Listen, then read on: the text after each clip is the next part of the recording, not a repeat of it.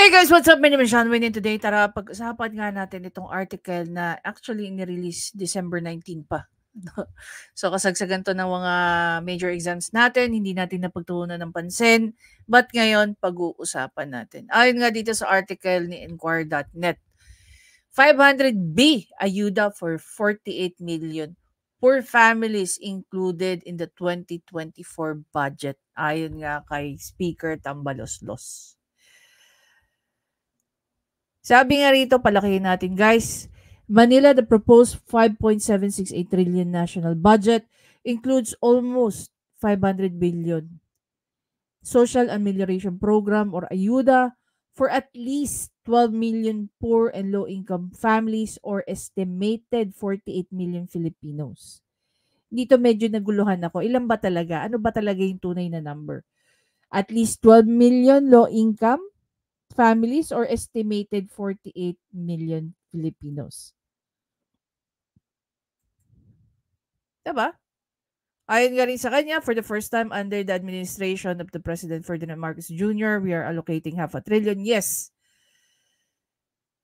First time ito, hindi lang kay Marcos, but of course, sa lahat ng mga naging president, sa history ng Pilipinas, na mag-allocate ka ng half a trillion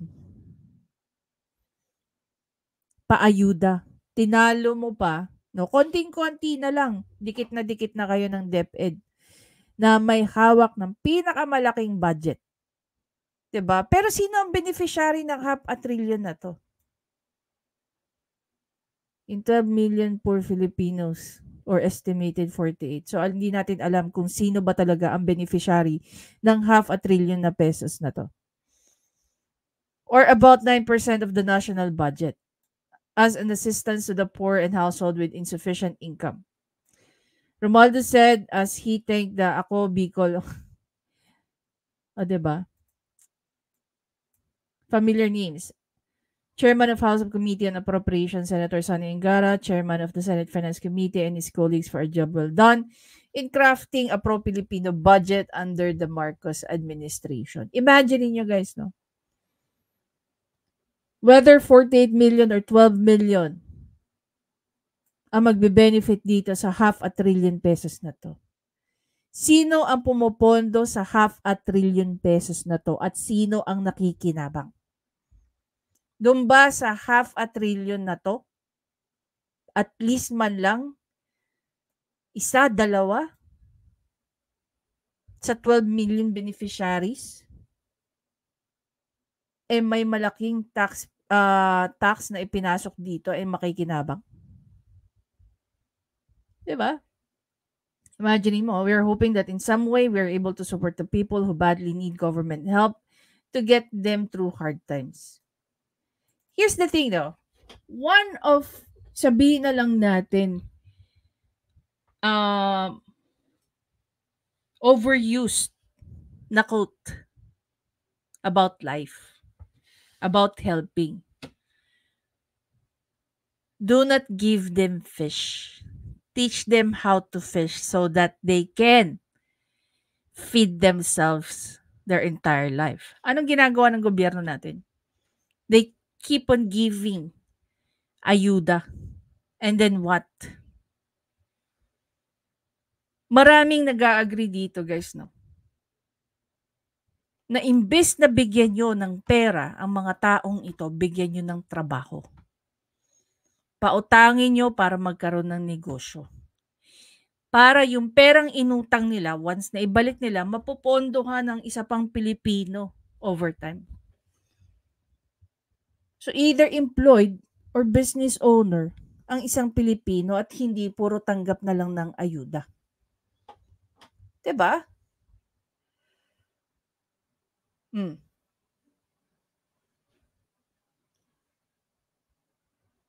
Sabi pa niya rito, he revealed that the Congress introduced in the budget a new program labeled AKAP or the Ayuda sa Kapos ang Kita. Guys, napakarami, no? Hindi lang 12 million ang kapos ang kita na Pilipino. Pero yung mga kapos din ng kita, yung pa yung nagpopondo para magkaroon kayo ng pera para dito sa programa na to, and yet hindi sila nagbe-benefit dyan. Diba? Sabi niya dito, it's a 60 billion fund whose aim is to provide direct cash assistance to the near poor. Near poor. Or families earning up to 23,000 a month. At least 12 million households will benefit from it, including low-income workers like those of construction, factories, drivers, food, service crew, and the like, ayon kay Romualdez.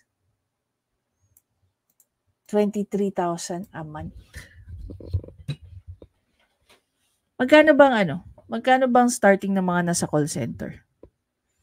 I heard meron pang nag-o-offer ng 16,000, 18,000. Etong month lang na to, guys, hindi pa natatapos ang buwan na to. I was actually looking at how much I spend already. Bigla akong tinitingnan, utang na loob. Paano kaya nagso-survive yung mga tao na ito lang yung kinikita? Ako nga, ito nga nagastos ko na. Diba? He said the target beneficiaries would receive a one-time cash assistance of 5,000. Holy crap. Kayo guys, kung kayo tatanungin ko, anong mangyayari sa 5,000? Okay, Diyos ko, matagal ko na itong narinig. Yung 5,000, mas okay nang meron kaysa wala. Yes. Pero yung 5,000 na yan, natulungan ka lang yan maybe for a day or 2 or 3 perhaps. Pero nabago ba buhay mo? Hindi. Para sa akin guys, hindi natin kailangan yung mga paputyo-putyong tulong galing sa gobyerno. Ang kailangan natin, malakasang tulong. Paramihin ng trabaho, magpautang na pang negosyo, na itong mga negosyo na to, sinusuportahan ng gobyerno. Diba? It's like taking your business or taking your product. Bakit hindi kaya ang gobyerno natin magtayo ng komisari? Diba? I remember na, ito nare-recall ko lang. Alam niyo po ba sa UAE, mayroong tinatawag na union co-op. Ang co-op po, open po siya sa lahat. Hindi mo kailangan maging member ng union co-op. It's like a grocery. Their price is a little bit cheaper compared dun sa mga talagang malalaking brands ng supermarket. Pero kasi, doon makikita mo na may mga local products na nabinibenta at a very cheap price. Tinutulungan ng gobyerno nila yung mga manufacturers or yung may mga produkto na lokal. Diba? Bakit kaya hindi ganun yung gawin ng gobyerno natin? Hindi po masama na bumisita ang gobyerno natin sa iba't ibang bansa at pag-aralan. No, paano nakakatulong yung isang gobyerno ng ibang bansa dun sa kanilang mga locals?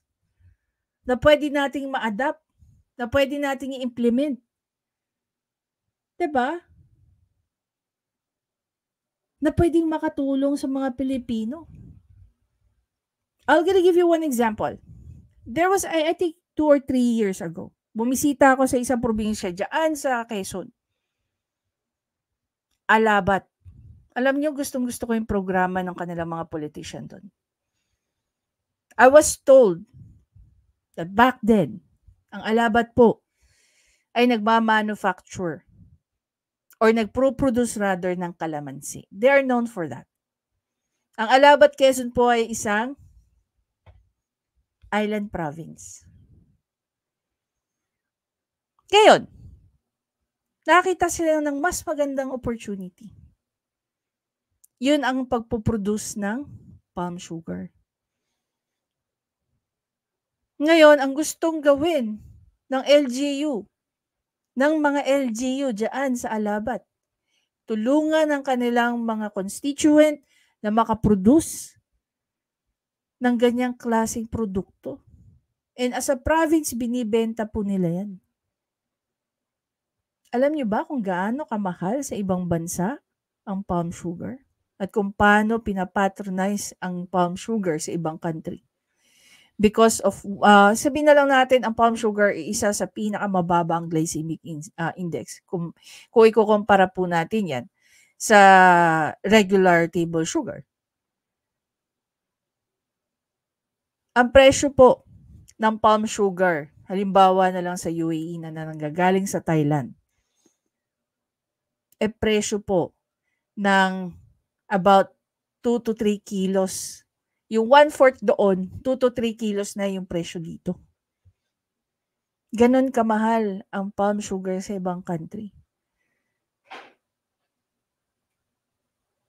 The point is, napakagaling ng sistemang ginagawa ng LGU dyan sa Alabat, na tinutulungan nila ang constituents nila na makaproduce ng isang produkto na pwedeng suportahan ng LGU nila at sila na rin mismo ang magbenta. Kumbaga, corporate to corporate, public corporation, through their co-op, no, going to private corporations na merong demand ng produkto, gaya nga ng palm sugar. Bakit hindi yun yung gawin ng gobyerno natin? Instead na magpamudmud kayo ng 5,000 na pwedeng gastusin sa loob lang ng isang araw, 2 araw.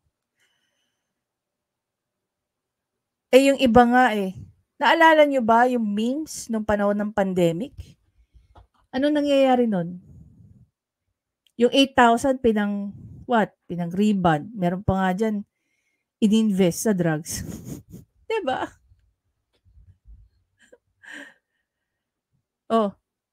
Maliban sa meron ng 500 pa ayuda or 5,000 pesos per beneficiary, meron pang tupad. After ng tupad, meron pang food stamp. After the food stamp, meron pang 4-piece. So lahat ng pera o karamihan ng pera ng taong bayan na pupunta lang para sustentuhan ang mga mahihirap. Hindi po lahat ng mahihirap sa totoo lang umaasa sa gobyerno. Pero marami ding mahihirap na nagiging batugan dahil meron silang inaasahan galing sa gobyerno, gaya nga ng mga tupad, food stamp, 4-piece. Diba? Sabi nga rito, some 23 billion has been appropriated for AICS and the 30 billion for tupad, he added. Imagine. Diyan ba sa 30 billion sa mga taxpayer, ilan sa inyo ang nakinabang dyan? Especially dun sa mga nagtatrabaho sa mga opisina. Na sure nagbabayad ng tax dahil kinakaltas yon agad-agad sa kanilang sinisweldo. Romualdez stressed that the Congress continues to provide funding for Marcos legacy projects. Imagine nyo, gumagawa lang sila ng project for legacy. Legacy food security, legacy specialty hospitals, and legacy housing for the poor. So far, ang meron lang legacy rito dadalawa na naging presidente. Number 1, si Apo Lakay. Number 2, si PRRD. Huwag kayong gumagawa ng kung ano-ano dyan sa gobyerno para lang magkaroon kayo ng legasiya.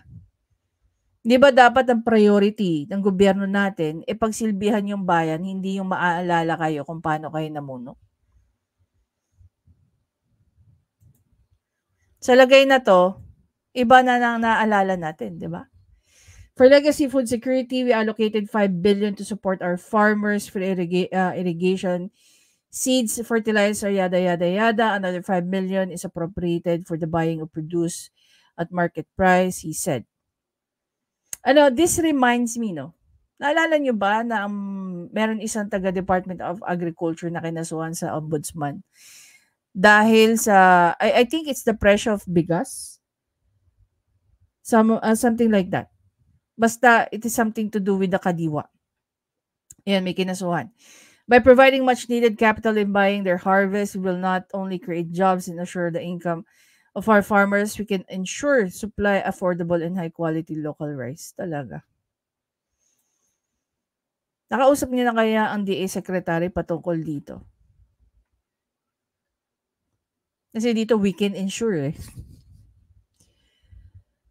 We recall the Marcos has ordered the National Irrigation Administration to expedite the implementation of irrigation projects in 4 months in preparation for the El Nino or extended dry season phenomena. Ito rin yung sinasabi niya na eh. Ni Senator Amy eh. 'Di ba? Pinaparepaso niya na yun tungkol dyan sa irrigation. NIA has enough funds to do this. Congress allocated 80 billion for NIA to build more dams, water reservoir, and solar irrigation system, more irrigated lands, better food production, and yan. So basically, ito bang sinasabi ni Speaker, kukunin dyan sa 500 billion na yan? Oh, we hope to finish between 3 years. For 2024, we have appropriated 1 billion for UPPGH. 1.5 billion for National Kidney and Transplant, 1 billion for the Philippine Cancer Center, 1 billion for the Children's Hospital, Medical Center, 1 billion for Bicol Regional Medical Center, and 500 million for Batangas. He said, aside from new and expansion of healthcare facilities, the government continues to provide free treatment and consultation, free medicine and quality medical services to indigent patients. He added that Congress has also prioritized the President's legacy housing. Puro legacy na eh. Alam niyo nung una, kaya daw tumakbo si to clear their name. Kaya binabati ko sa mga kakamping. So tumakbo lang daw si PBBM para lang i-clear ang kanilang pangalan. Ngayon naman, dito puro legasiya. 'Di ba? Puro legacy. Nakikita niyo kanina pa. Romualdez announced that the president is set to inaugurate some completed housing projects in the days ahead. Well, that's good. Hintayin natin. With government subsidy, more Filipinos can now have access to quality, affordable housing. Since monthly amortization is only between 2,500 to 2,500, government housing will be much more affordable than the projects of private developers, which costs about 15,000 a month amortization. He said that the Senate and the House and the Senate likewise set aside 1.5 billion for the development and expansion of the airport in Pag-asa Island. Now, my question is, with all the numbers that we're seeing here right now, included ba ito sa 500 billion? Diba? Kasi we can only see figures. We've been seeing figures. Pasok ba ito sa 500 billion? Hindi naman minention. Explicit ba ang pagkaka-mention dito? Ang sure lang tayo is that sa 500 billion na allocated fund, bibigyan ng one-time cash assistant na 5,000 pesos. Pag naubos ito sa loob ng ilang araw, nabago ba yung buhay ng tao? Hindi. Yes, napakain mo for a couple of days. Pero nabago mo ba ang buhay ng tao? Dapat yun.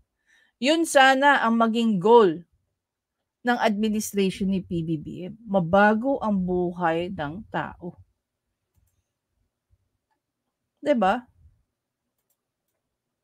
Ngayon guys, kung bibisitahin natin tong isang post na to. Sabi nga ng isang yan.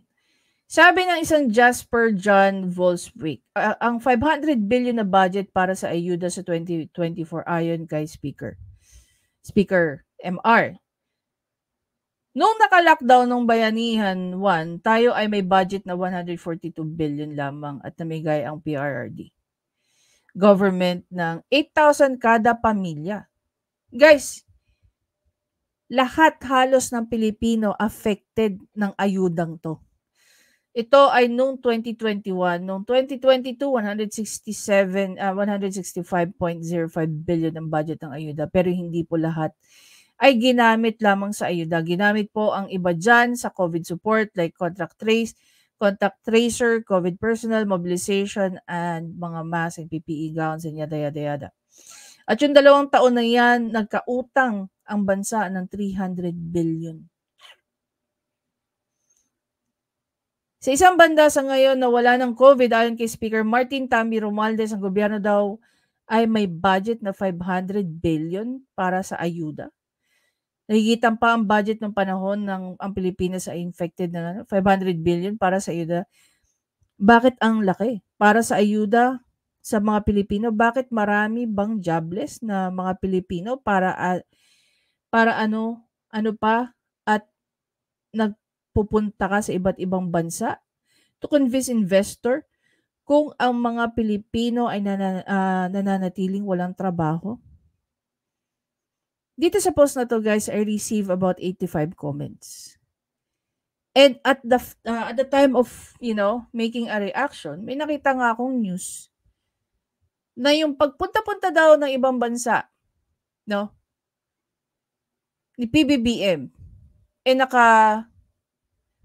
naka-produce ng 200,000 jobs. Kung naka-produce yun ng 200,000 jobs,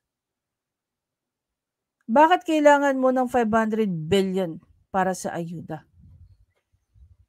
At nung panahon ng pandemic, kahit pa itong dalawang 'to, i-compute mo, 140 at 165, more or less nasa 300 billion lang 'yan. Sabihin na lang natin 310 billion. Pero napakaraming Pilipino, guys, hindi lang 12 million ang nakinabang diyan. Most probably 80% ng Pilipino nakinabang diyan sa numbers na 'yan. No? That's just an approximate number. About 80%. Pero dito sa 500 billion, ayon na rin kay speaker, about 12 million ang makikinabang ng one-time cash assistant na 5,000 pesos. Kaya nga ang tanong ko dun sa other numbers na pinipresenta niya rito no? Ito ba, included ba to dito sa 500 billion na sinasabing budget? 'Di ba? Kayo ba, kung kayo tatanungin ko, hindi pa kayo kinikilabutan? Na yung 500 billion na budget na yan, ilang Pilipino lang ang makikinabang. Kung ikukumpara natin sa naging budget ng COVID ayuda ni PRRD ng panahon niya. 2 taon. Less than 500 billion. More than pa sa 12 billion na natulungan ng less than 500 billion na ayuda. Tapos ito, gakulangot lang kumpara sa mga nakatanggap ng ayuda during the pandemic.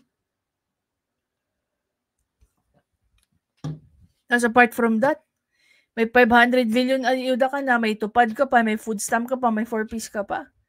Kaya tuloy napapaisip tayo tulong pa ba yan or source of additional kupit pa? 'Di ba? Kaya ba hindi kayo nagtataka diyan?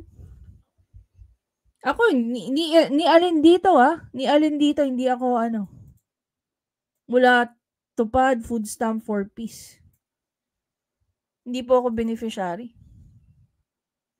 Wala akong problema tumulong tayo sa kapwa natin lalo na sa nahihirapan. Pero kailangan natin yung maayos na tulong. Yung tulong na nakakapagbabago ng buhay ng isang Pilipino. Hindi yung masabi mong may binigay ka. 'Di ba? Kung ikaw tanungin ko, bigyan ka ng 5,000. Saan mo dadalhin o saan makakarating yung 5,000 na yan?